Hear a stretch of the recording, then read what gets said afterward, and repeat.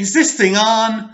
Welcome back to Big Mouth. I think it's on, and fancy seeing you here. So is Doctor Who Season 11 the greatest sci-fi show, the greatest sci-fi experience of 2018?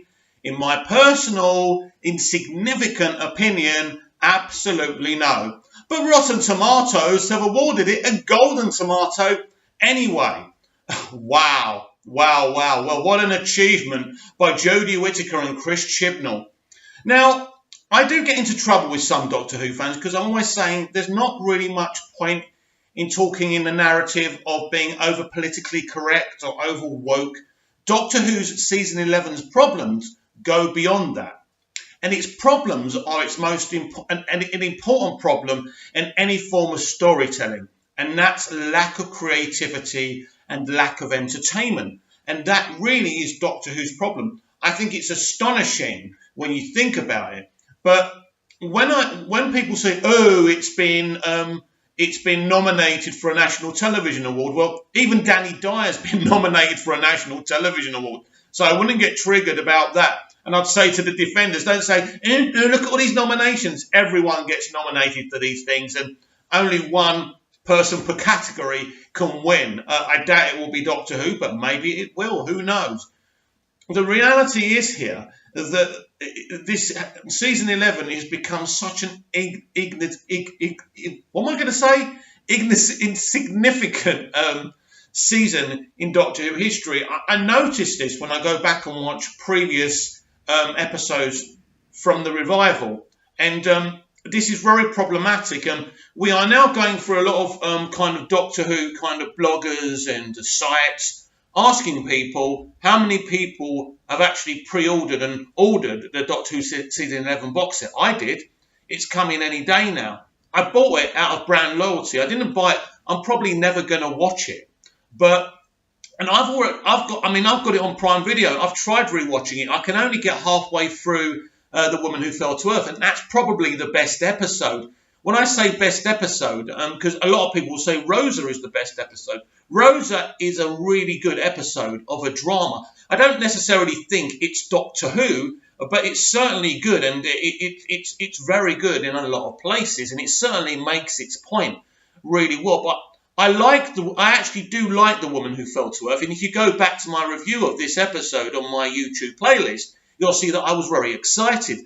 There were lots of things that went down in that episode that I thought held this season in good stead, but it started to change very quickly. The lack of fleshing out for characters, the Doctor and Yaz being background characters, while Graham and Ryan became the main characters. But this is nothing new in Doctor Who. We've had companions take centre stage. We had Clara take centre stage with the 12th Doctor, Peter Capaldi. For me, it never works. It's always good to give the companions stories and fleshing out and showing us who they are. That is important. But the most important character is the Doctor. It's the Doctor's name on the door, so to speak. So the Doctor is very important. We saw that with Eccleston, Tennant. And I think, actually, Capaldi did take centre stage sometimes. But this Doctor, if you ask me, who is this Doctor? What does she stand for? What does she represent? I don't know. He's got her trying to mimic other Doctors. I don't really understand. There's nothing wrong trying to mimic previous Doctors, but you've also got to be your own Doctor.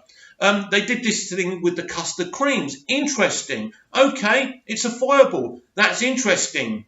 We barely saw her eat another biscuit again. But beyond that, I didn't really understand this Doctor or knew why she's doing what she's doing. And it really became a show that was Doctor Who Season 11 has made Doctor Who a bad impression of itself, a dumbed-down version of the Doctor. We all know that Chris Chibnall's a very talented man. We know that, and he's clearly a very intelligent man.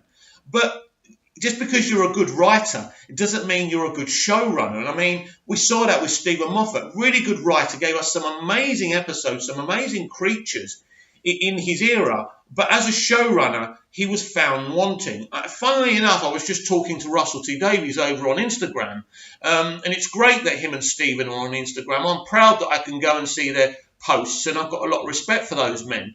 But I actually did say to Russell that he's my creative hero because what he did with Doctor Who distracted me during a very difficult time. I didn't know how I was going to pay the rent for the room I was renting at the time. I was contemplating suicide. I'm not ashamed to say that. And what he gave me was amazing. It was a modern age Doctor Who. So it was still Doctor Who from the classic series. I know a lot of people want to argue that point, but it was. But he brought it kicking and screaming into the 21st century. So he put these two things together. I remember him saying in the first Doctor Who Confidential that, you know, people were saying, what's the TARDIS going to be? Is it going to be a Swiss ship? Is it going to be a Portaloo? And he said, no, it's going to be what it's always has been. So that's what Russell did. He made Doctor Who what it's always been, but he modernised it so much. He made it a very popular mainstream television show that was very close to competing with Star Wars. And that's an amazing achievement. I always called Russell the Welsh George Lucas. So this is why we're always purring over what Russell T Davies gave us. And elements of what Stephen Moffat gave us were so good. But every one of those showrunners actually gave us a fabulous first season. Even if you don't like the other seasons they did, you've got to say their first seasons were very strong in terms of what Russell did in his first season with Eccleston, and in terms of what Stephen did with Matt's first season as well. Doctor Who season 11 wasn't a good first season of a brand new era of Doctor Who. And now, there'll be talk of the classic creatures coming back. But what I saw in Resolution worries me about him doing classic characters or bringing back old companions and things like that. One of the most challenging things with an old IP, iconic IP like Doctor Who, you've always got fans telling you, I want to see this again, I want you to bring this character back, I want you to bring this monster back. And, you obviously cannot please everyone, but just because you can't please everyone doesn't mean you should stop trying. And I think we've become in a situation here with Doctor Who where, as I say, it's become a bad impression of itself. And that happened near the end of Stephen Moffat's era as well. And yesterday there were rumours from a so-called kind of whistleblower, without a profile picture on Twitter, of course, that Doctor Who could lose its rights by 2020. The BBC could lose the Doctor Who rights. Listen, the BBC can't lose anything. Doctor Who belongs to BBC and BBC America. So the only way they could lose it is if they sell it to someone else. And maybe that's true. Maybe they've actually realised that they can't run this IP. It would be insane to think they're going to do that, because Doctor Who's potential, marketing and financial potential, is so big. If you did that show properly, it's very windy outside and I'm a bit, but if you do this show properly, this has got so much potential. It's the IP is massive. Look at the potential that Russell T Davies foresaw and gave us. That's there. It's there for the taking. But you've got to be I think you've got to love this character to write this character. I think people who don't really get this character can't write for this character. It's very similar to Superman. I did a video yesterday where I was kind of doing an essay on a video talking about why Superman is so difficult to write. I don't believe Superman's difficult to write because I love him and I know how he needs to be written, in my opinion. I love the Doctor and I know you can. You see, my point, and this is another problematic situation with season 11, the Doctor is selfish. He is arrogant. He or she, is arrogant. But I think Mr. Chibnall decided, because this was a woman, and we're in that kind of generation now where we've decided all men are bad and all women have this kind of element of perfection and they never do anything wrong. So this Doctor is constantly apologising all the time, and she doesn't really make a mistake. But also, she isn't a great Doctor either, because she doesn't seem to have any solutions to any problems. I mean, the amount of time, she's literally every 5 seconds picking up the Sonic and reading off of it like she's reading her script.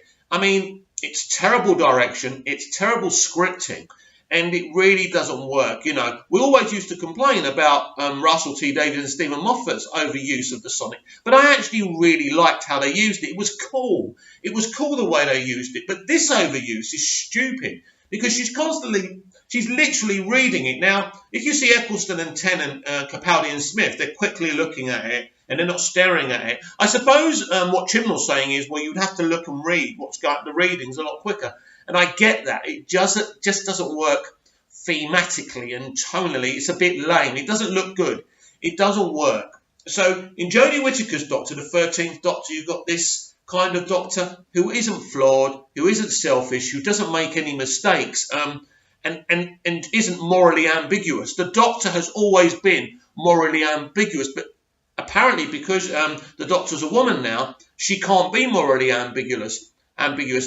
The only way you can salvage this Doctor, I think first of all you'd need another showrunner, but you'd have to have something so bad happen to her that you change her, that you do make her selfish and morally ambiguous. And for that, I suppose you'd have to kill off a couple of her companions in some, dramatic, climactic, compelling kind of way to change her, to damage her. She's not damaged. Eccleston and Tennant's Doctor was damaged. I wouldn't go as far to say Matt Smith's Doctor was as damaged as those two, but there was still something deeper going on. Victory of the Daleks, which a lot of people don't like, but I like a lot of elements of that episode. You see his hatred for the Daleks come through when he's kicking that Dalek. He knows the Daleks haven't changed, and it's absolutely fantastic. Victory of the Daleks, whatever you think of it, is a much better Dalek story than Resolution. That's my opinion, of course. Your opinion may be different. We're here to talk and debate. This is why I started the channel. Because I want to meet fellow nerds and geeks who love DC and love Marvel and love Doctor Who and love TV and film. I'm passionate, and I want to talk to people who are as passionate as me. But I think these are the real issues as Doctor Who. So absolutely, it wasn't the best sci-fi show of 2018. But because a bunch of agenda-driven critics gave it full marks, that's how Rotten Tomatoes works. And this is why Rotten Tomatoes is such an inaccurate system, and it actually rewards films, the highest of profile films, but any kind of lower profile films and TV shows don't get rewarded. We see it all the time. We see it in the Orville. The Orville's got bad critical scores, but the audience scores are about 80 to the early 90s, which is really interesting. And a lot of Star Trek fans have jumped onto the Orville because it's more like Star Trek than Star Trek Discovery. So it is a very interesting situation we're in right now. So at the moment, Doctor Who is down on its knees, and it's self-inflicted. Maybe we do need a new studio to buy it. We certainly need a new showrunner. Now, whether or not Jodie Whittaker could pull off a great Doctor, we'd have to have a new showrunner with new ideas, because if we carry on with this guy, which we are for the next season, and I'm very confident that will be his last season at least, I think we are in uncertain waters with Doctor Who, and I really don't know what the future holds.